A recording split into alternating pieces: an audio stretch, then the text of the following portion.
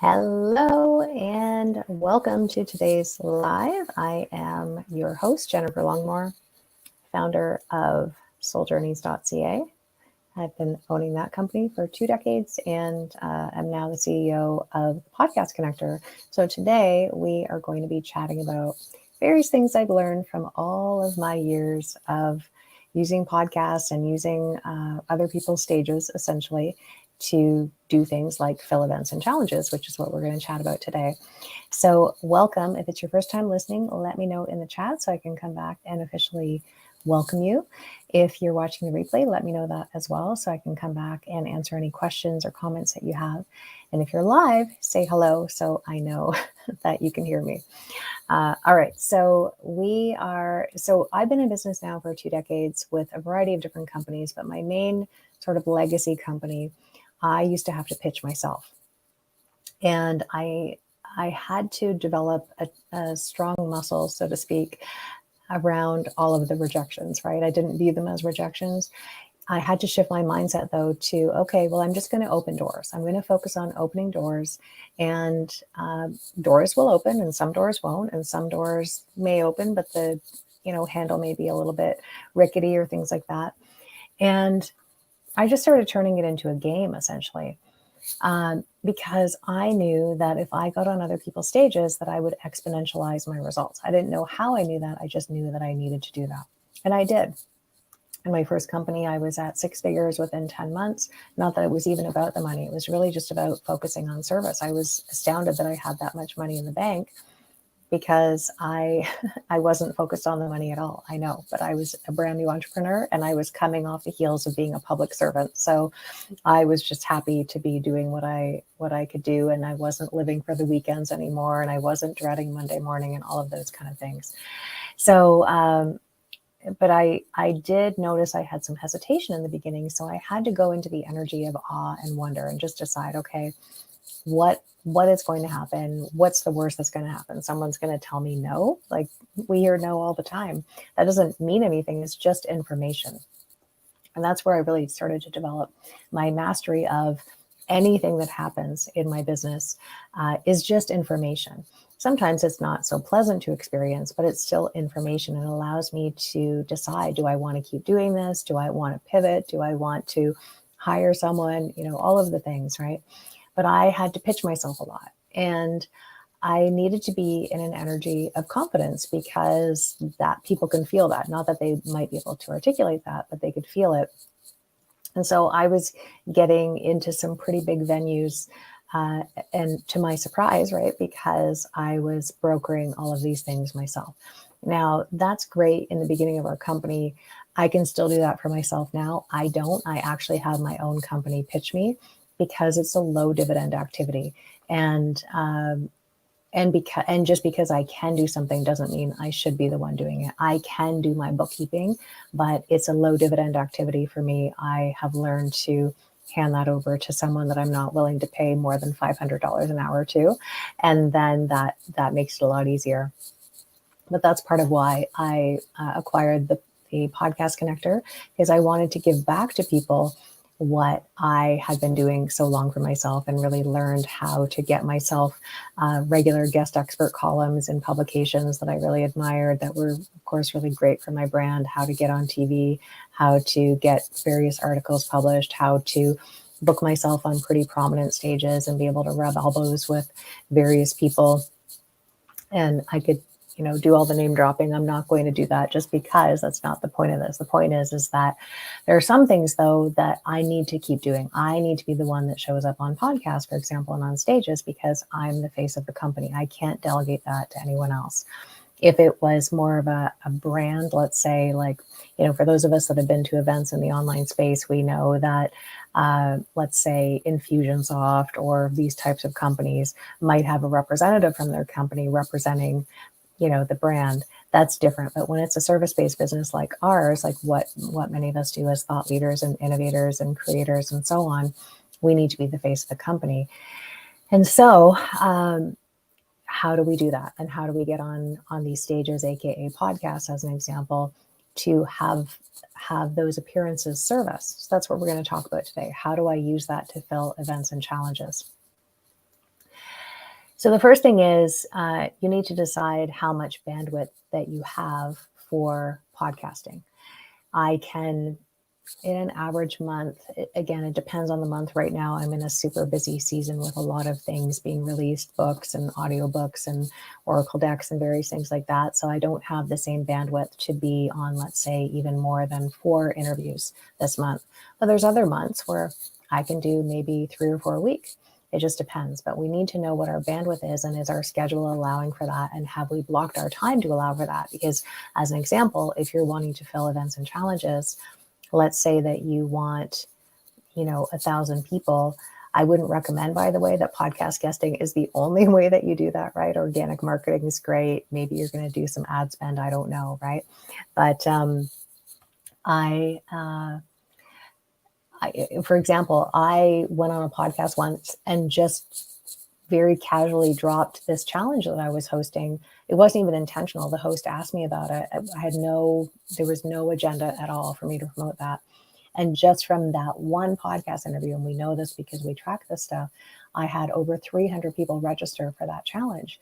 And that challenge that I ran at the time was a multiple 6-figure launch. So I know that, and I've done this many, many times, right? But I'm sharing this because we understand the ripple effect of why it's important. Now, your event might be a live masterclass series. It might be a live 3-day virtual event. It might be an in-person event. It might be a paid event that you're hosting or offer. But I'm thinking more of the lower ticket things, right? Things that are super easy for A, people to share, and B, for people to say yes to, especially when they're just getting to know you, right?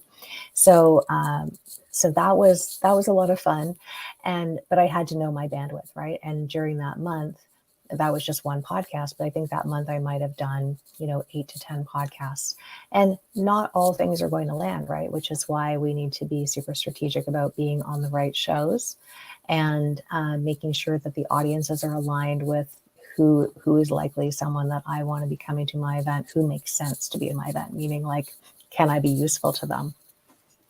You just never know what's going to be happening.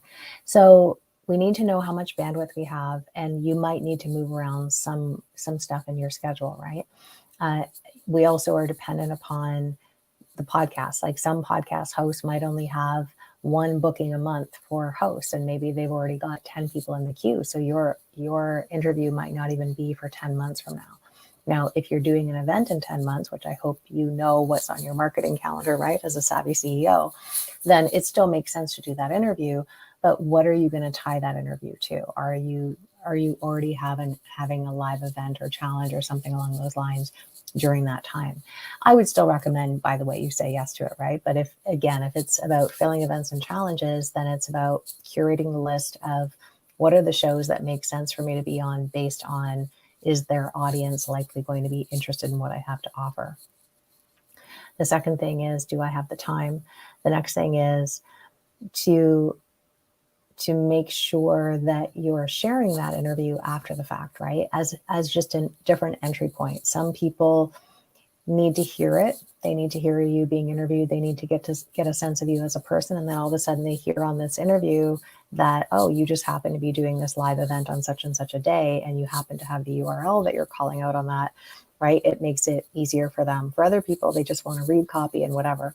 But I would recommend that you definitely market that podcast after it's done, and then do a PS or somehow link it into the event, right? Or when you listen to this event, or when you listen to this podcast, you might have heard me mention the such and such event. We would love to have you. I'm popping the link in the comments for you to check it out, and hope you can join us, or here's your free ticket, or however you're filling that event, right?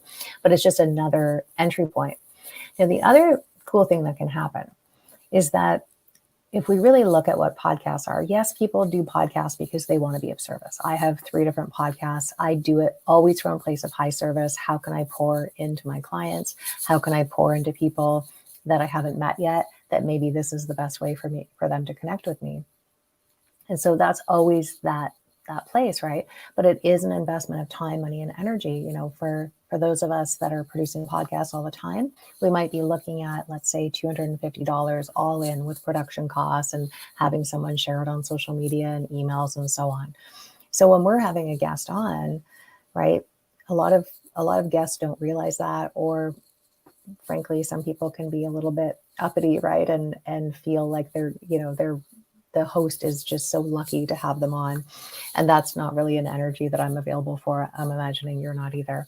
But when we're having guests on,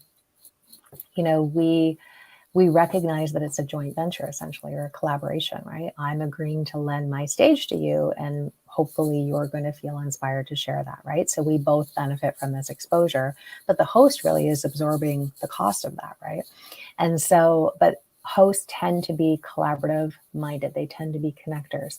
And so when you're on their live event, or when you're on their show, I should say, and you're talking about your live event, it's highly likely that the pre-discussion before you start recording, or the post-discussion after you've stopped recording, can revolve around this. And you might even say to the host, hey, do you happen to know anyone that has a community that would really like this, that might be willing to share? Maybe they'd be willing to do some sort of cross promotion or something like that. That host, oftentimes, not that it's a setup for them, will likely say, I'm happy to share that, or this sounds interesting, or I'm happy to send it an email, or so on. Not everyone's going to be like that, but never assume that the host isn't going to want to be helping you out with this, right? And naturally, I'm sure it goes without saying, I'm a big fan of the give, get way of being, right? So I want to be giving way more than I'm receiving. I really like to work with the law of reciprocity as far as just being a class act, essentially, right? So I never expect the host to share this. And if they do offer to, I'm naturally going to be asking them what they have that would be helpful to them. Sometimes it's referring them to other podcasts. Sometimes it's referring really amazing guests to them. Sometimes it's rating and sharing the show. It depends on what it is, right? But we all know what's helpful for us based on what we want to do. So in this case, it's helpful for you to have someone else who's already speaking to your ideal clients, essentially, to be going on these shows and using this way as filling your events. I would recommend, when you are doing these interviews, that you make sure that you're adding a ton of value. And I know we all get this. Sometimes we forget, or we might be going down too many rabbit holes with our personal stories instead of saying, how does this story help the person that's listening? So when we offer a ton of value on these shows, maybe more so than even stuff that you might charge for, it's not about being in a servitude energy. It's about understanding that if we're trying to fill events, that's people's time. Even if it's a free event, that's people's time. They could be doing a million other things. And so why should they be giving you their undivided attention, right, at your challenge? Well, we know why. Of course, we're thinking it's the best challenge ever. Of course, everyone should be there. They don't necessarily know that. When they're listening to you on an interview and they hear you dropping so much value, they're going to think to themselves, wow, if this is what I got from this podcast interview, I can only imagine how amazing this event is. Now, that doesn't mean it's true, right? Presumably it is, but they're looking for, what's a valuable use of my time? What's something that I haven't already learned yet? What's something that's different? What's something, or maybe they're hearing you and they like you, but they still need that additional to build a relationship with you, and coming to your event is that it needs to be compelling enough for them to. So naturally the copy needs to be compelling, but really they're connecting with you as potentially their next mentor, their next strategist, whatever your role is. And so that is something that I would definitely recommend. Now, obviously, there's way more that goes into this, but I'm giving you the high level stuff so that you can determine how you want to apply this to your own marketing strategy, and using podcast guesting as a part of that. So if you feel like, no, I just want to book myself, that's totally cool. I'm actually going to pop a free resource that we have that's high value. Like, we get told all the time that we should be charging money for this. And it is true. I don't just say that, right? I was just on a podcast interview last week, actually, and she said, I downloaded this. I cannot believe you're not charging money. And I said, I know, but this is how we operate at the Podcast Connector. We want to offer a lot of value to you. If you want to be pitching yourself and you view that as a high dividend activity, and you feel like that's how you want to spend your time, then we want to give you our templates. We want to give you sort of our guide, right? Our checklist of the things that you need to have in place, helping you do your research and so on.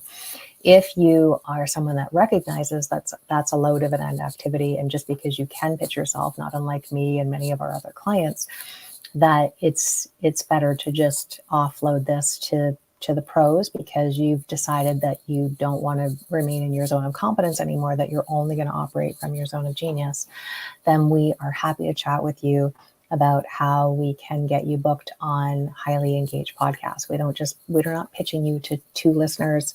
We're pitching you to shows that have tons and tons of subscribers, that have a really loyal following, where the hosts are really good at promoting what you do.